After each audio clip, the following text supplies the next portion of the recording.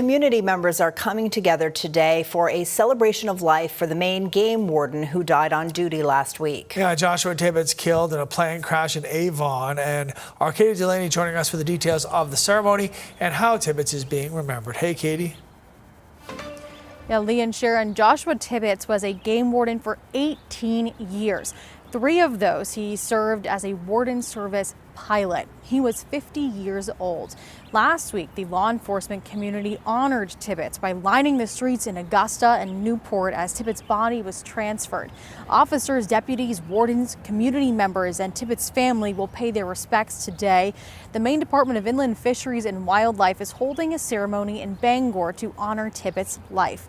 Those who worked alongside Tibbetts say his impact went far beyond the badge. Brian Tripp, who served with Tibbetts for more than a decade, said the two shared a lifelong connection. Their fathers served as game wardens together when they were kids. Tripp said Tibbetts was a lover of life and had a laugh he will always remember. Tripp said he was moved by seeing so many people honor Tibbetts' life. I think Josh deserves every bit of it. And I wish he was here to see it.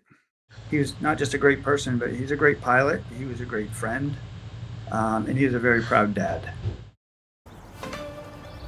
The celebration of life for Joshua Tibbetts is happening at 1 o'clock today at the Cross Insurance Center in Bangor. Anyone attending must arrive before noon for the service. I'm Katie Delaney, News Center, Maine. All right, Katie, thank you. And Governor Mills has ordered flags to be lowered from sunrise to sunset today in honor of both Tibbetts as well as Gerald Talbot. A memorial service for Talbot also happening today. He died earlier this month at the age of 94. Talbot was Maine's first black legislator and longtime civil rights activist.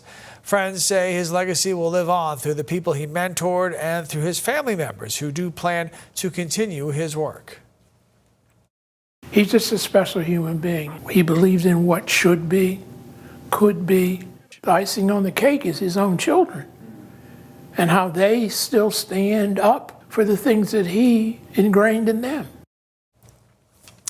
Talbot's family says today is intended to be a public celebration of his life of service, leadership in the state of Maine. That service open to the public starts at 10 a.m.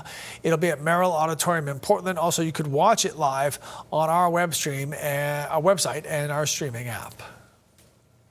Federal and state investigators are still trying to piece together a clearer timeline of what led up to the fire and explosion in Searsmont. In the aftermath, first responders are highlighting the importance of volunteer fire departments because pretty much every firefighter that went to Robbins Lumber on Friday was a volunteer. According to the Maine State Federation of Firefighters, about 80% of departments in Maine are actually made up entirely of volunteers. In Waldo County specifically, where the fire happened, only Belfast has actual full-time staff. Officials in Liberty say volunteerism is now at an all-time low, adding that the need for more firefighters is greater than ever. The old adage that keeps coming up is, what if they don't come? What if you call 911 and no one came? And that's a harsh reality that we're dealing with. We were fortunate at the beginning of that fire that we were able to have people that were on scene. Now, not all volunteers actually go to fires. The towns of Liberty and Searsmont are both recruiting more staff to help with things like administrative work and traffic control. Liberty's chief says his department would pay for all of the mandatory training.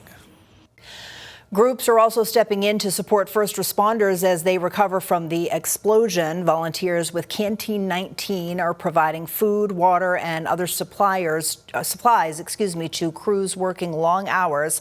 Plus, the Maine Strong Memorial Foundation, based in Lewiston, is leading fundraising efforts for those impacted. The group's relief fund was approved on Monday by the Searsmont Select Board. Volunteers say every little bit helps. To make sure that the firefighters that are on the scene are taken care of to prevent dehydration and keep them healthy and safe. A lot of us have firefighters and EMS friends and family members. So when you kind of put yourself in that perspective, we really wanted to make sure that we were there to help. The Waldo County Firefighters Association has also established a benefit fund to support firefighters and EMS providers affected by the fire.